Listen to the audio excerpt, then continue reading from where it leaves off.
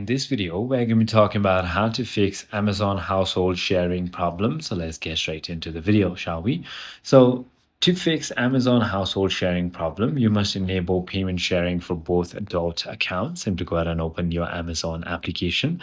Then you want to click on your profile icon and go to accounts. This is where you want to simply go ahead and scroll all the way down until you find the family or household tab. Simply go ahead and tap on Amazon Family. This is exactly where you want to simply go ahead and add another one of your adults, and then look for manage your shared payment instrument and select enable payment sharing.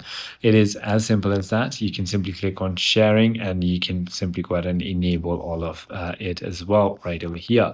So it is as simple as that. I hope this video clarifies everything for you. If you have further more queries, feel free to comment down below and I'll see you on the next one.